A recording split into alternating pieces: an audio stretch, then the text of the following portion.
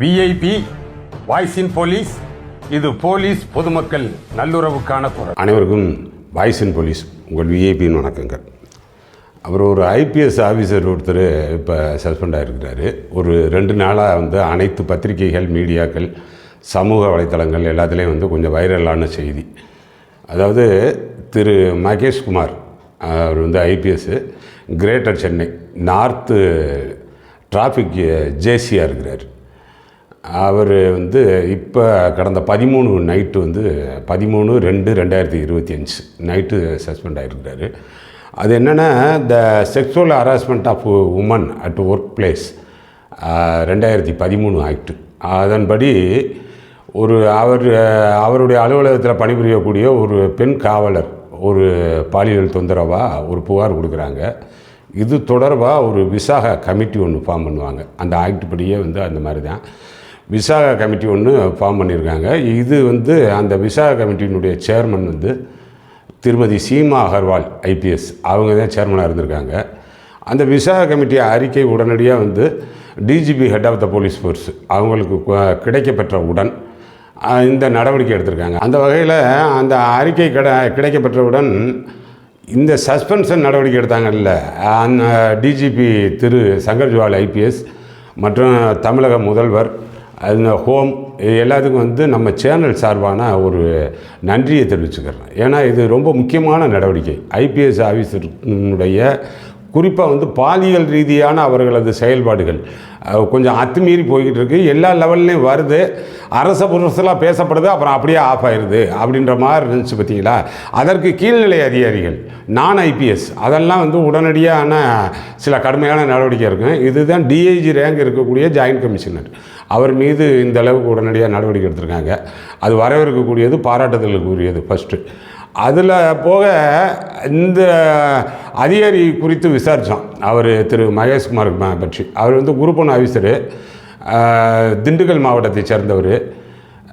இங்கே director DSP ஆகி அப்புறம் எஸ்பி ஆகி கிருஷ்ணகிரி மாவட்டத்தில் எல்லாம் பணிபுரிஞ்சிருக்கிறாரு. இவர் மூலமாக பொதுவாக அந்த கீழ்நிலை போலீஸாருக்கு எந்த தொந்தரவு, அது இது பனிஷ்மெண்ட்டு கொடுக்குறது அந்த இதெல்லாம் எதுவும் கிடையாது. எல்லாம் விசாரித்த வகையில் இவர்கிட்ட பணிபுரிந்த மற்ற அதர் சபார்டினேட் எல்லாருமே நல்லவருங்க, கொஞ்சம் உதவி பண்ணக்கூடிய மனப்பான்மை உடையவர், எல்லாருக்குமே ஒரு ஹெல்பிங் டெண்டன்சியோடு இருக்கக்கூடியவர் அப்படின்ற மாதிரி தான் நமக்கு தகவல் இருந்துச்சு. பட் அது ஒரு புறம் இருந்தாலும் அதனையும் தாண்டி இவர் கிருஷ்ணகிரியில் இருந்த நேரம்லாம் நல்லாவே மாதத்திற்கு அதிகப்படியான வருமானம் வரக்கூடிய ஏரியாவாக அது. அதுவும் எஸ்பி லெவலுக்கு அவர் பாட்டுக்கு லட்சக்கணக்கில் வாங்கிக்கிட்டு இருந்தார். வாங்கிக்கிட்டும் டெய்லி நைட்டு ஆயிடுச்சுன்னா ஒரு 60 கிலோமீட்டர் தான் கிருஷ்ணகிரி டு பெங்களூரு. அங்கேயா அவர் போலீஸ் வண்டி எடுத்துகிட்டு போயிடுவார். இதுக்குன்னே சில பேர் இருந்தானுங்க எங்கள் போலீஸில். இதுக்குன்னே சில பேர் அந்த போலீஸ் இவருக்கான பிம்பு வேலை பார்க்குறதுக்குன்னு சில பேர் இருந்தாங்க. அவங்களோட சேர்ந்து ரொம்பவே கெடுத்து விட்டாங்க அப்படிலாம் சொன்னாங்க. ஆனால் ரெகுலராக அங்கே பஃபு போடுறது, தண்ணியை போடுறது, இது மாதிரியான பெண்கள் சவாசத்தில் இருக்கிறது, அந்த உல்லாசம், கொண்டாட்டம், ஆனந்தம், இது மாதிரியான இதில் தான் இறங்கியிருக்கிறாரு. அதே பாணிக்கு தான் சென்னைக்கு போயிருந்துருக்கிறாரு. அவருக்கு தோதா அங்கே ஒரு ஆர்ஐ கிடைக்கிறார். யார்? சக்திவேல். ஆனால் அந்த Sakthivel 97 batch police, 2008 direct SI, AR category 2. AR company டியூட்டிலாம் பார்க்க மாட்டார், ரெகுலராக இந்த டிராஃபிக்கில் தான் இருப்பார். இவரோட அட்டாச் ஆகிடுறாரு. இவருக்கான பிம்பு வேலையை கரெக்டாக பார்த்துக்கிட்டு இருந்திருக்கிறாரு. ஆட்டோமேட்டிக்காக இந்த சக்திவேல் மீதே 25க்கும் அதிகமான புகார் எல்லாம் போயிருந்திருக்கு. எல்லாமே இவர் தானே ஜேசி டிராஃபிக்கு.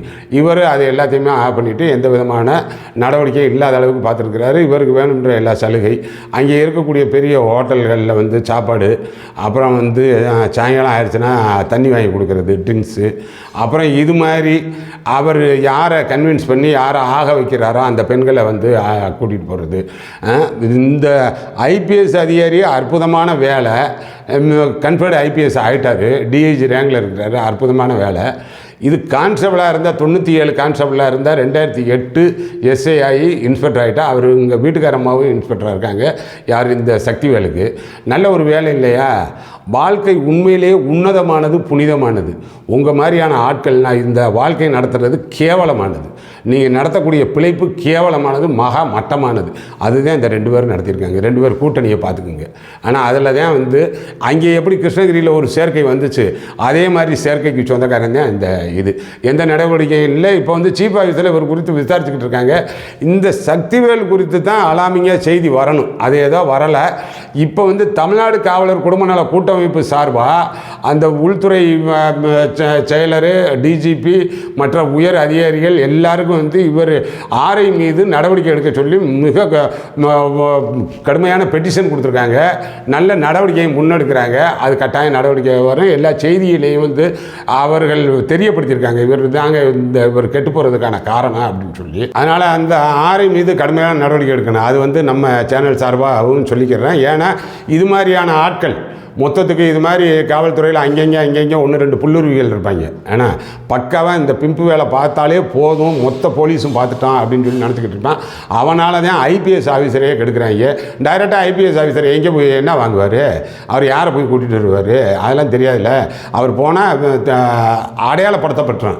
அதுக்காகவே இந்த வேலையை பார்க்குறதுக்குன்னு இது மாதிரியான ஆட்கள் இருக்காங்க. முதல்ல இதை களை எடுத்துட்டாலே அது சரியாக போயிடும். அதுதான் நம்ம வந்து டிஜிபிக்கு கேட்டுக்கிறோம். அது போக இந்த இவருடைய ஐபிஎஸ் ஆஃபீஸர் அவர் மகேஷ்குமாரோடைய ஒய்ஃப் அவங்க பேட்டி கொடுத்துக்கிட்டு இருக்காங்க.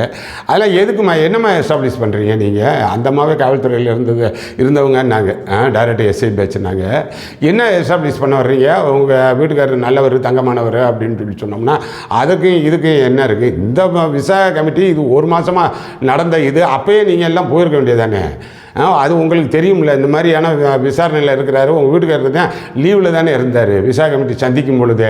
அப்போ தெரியலையா உங்களுக்கு? இப்போ போயிட்டு அவங்களுக்குள்ள கன்சென்ட் இருந்துச்சு, 2 பேருக்குள்ளே வந்து செக்ஸுவல் ரிலேஷன்ஷிப் இருந்துச்சு. அவர் அடிக்கடி ஃபோனில் பேசுவார், நானே பார்த்துருக்கேன், கூப்பிட்டு சத்தம் போட்டிருக்கேன். அந்த பொண்ணுகிட்டையே நான் வந்து கூப்பிட்டு சத்தம் போட்டிருக்கேன், இப்படிலாம் நடந்துக்க கூடாது அப்படின்ட்டு. அவங்க 2 பேரும் வந்து லாட்ஜுக்கு போயிருக்காங்க, அந்த வீடியோ நான் வெளியிடுறேன் அப்படின்னா இதன் மூலமாக என்ன சொல்ல வர்றீங்க? இதெல்லாம் சரின்னு சொல்லி நீங்கள் நினைக்கிறீங்களா? இது சென்ட்ரல் சிவில் சர்வீசஸ் கான்ட்ராக்ட் ரூல்ஸுக்கு எகென்ஸ்ட் ஆனது இல்லையா? இப்படி போகலாமா? அப்படி வச்சுக்கலாமா? நீங்களே அட்மிட் பண்ணுறீங்க. அவர் கூட பாவம் ஏதோ டிபார்ட்மெண்டல் நடவடிக்கையில் கூட ஏதோ அப்படிலாம் இல்லைங்க, ஒரு இது யதார்த்தமான இயல்பான உதவி தான் செஞ்சேன், வேறு ஒன்றும் எங்களுக்கு இல்லை அப்படின்னு சொல்லி கூட தப்பிச்சு வந்துடலாம் போல்.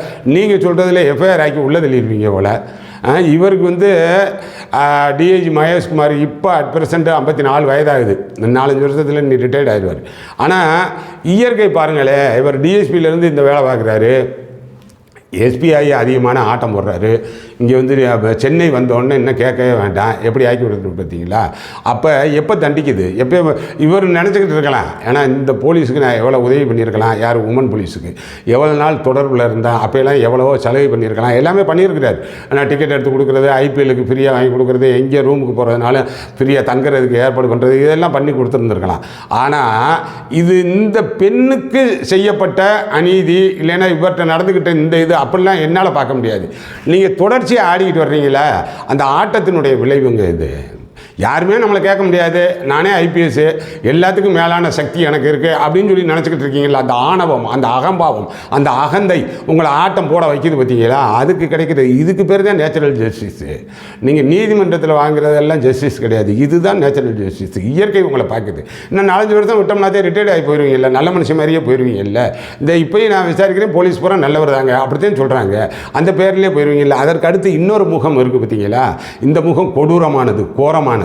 யாரை பார்த்தோம்னாலும் அந்த நோக்கத்தில் பார்க்க வைக்கிறது பார்த்தீங்களா? மிக கொடூரமானது. அதற்கு தான் இந்த தண்டனை. எப்படி அசிங்கப்படுத்தி விட்டுருச்சு பார்த்தீங்களா? கொண்டு வந்து சென்னையில் கொண்டு வந்து அது யார் உங்களுக்கான ஈக்குவல் ரேங்கை வந்து உங்களை வந்து இப்போ வந்து டார்கெட் பண்ணது, உங்களுக்கு கீழே கடைநிலையில் இருக்கக்கூடிய கான்ஸ்டபிள் அடிக்கிறாங்க. இப்படி தான் வைக்கும். இயற்கையே வந்து இப்படித்தான் ஒரு சின்ன மனுஷனை அடிக்கிற மாதிரி தான் கொண்டு வந்து வைக்கும்.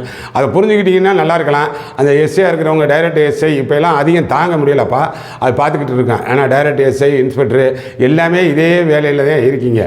அனுமதிக்கிற மாதிரி தெரியும் நம்ம எவ்வளோ பெரிய திறமையான ஆள், எவ்வளோ அறிவான ஆள், எப்படி சமாளித்து எப்படி வெளியேறி வந்தோம் அப்படின்ற மாதிரி இருக்கும். கட்டாயம் தப்பிக்க முடியாது. ஆனால் அது இன்றைக்கு இருக்கக்கூடிய இந்த வலைத்தள உலகத்தில், இன்றைக்கி இருக்கக்கூடிய டெக்னாலஜி இதில் உங்களால் ஒருபோதும் தப்பிக்க முடியாது. அதுதான் சொல்லணும் போல இருந்துச்சு. ஆனால் அதனால் அது பார்த்துக்குங்க, இவருக்கான இது எல்லாம் நடவடிக்கை இருக்கும். சஸ்பென்ஷன் அதர் ஐபிஎஸ் மத்தியில் மிகப்பெரிய கலக்கத்தை உண்டு பண்ணியிருக்கிறது மட்டும் நல்ல நிச்சயம். அதனால் இந்த டிஜிபி ஏற்கனவே நம்ம சொல்லியிருந்தோம். ஆனால் ரொம்ப நல்லவராக இருந்தால் மட்டும் பத்தாது, வல்லவராகவும் நீங்கள் கொஞ்சம் காமிங்க அப்படின்னு சொல்லி இந்த 8வது மாதம் ரிட்டையர்மெண்ட்டு.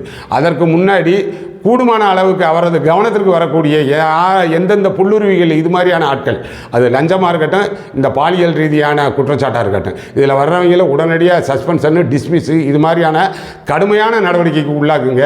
நீங்கள் அந்த ஆஃப்டர் ரிட்டையர்மெண்ட்டும் உங்களது பேர் இந்த காவல்துறையில் நிற்கிற மாதிரி பண்ணிட்டு போங்க. அதுதான் நம்ம சேனல் சார்பாக கேட்டுக்கிறேன். இன்னமும் நமக்கு சப்ஸ்கிரைப் பண்ணலைன்னா சப்ஸ்கிரைப் பண்ணிக்கிங்க. அடுத்தடுத்த நல்ல பதிவுகளில் பார்ப்போம். வணக்கம்.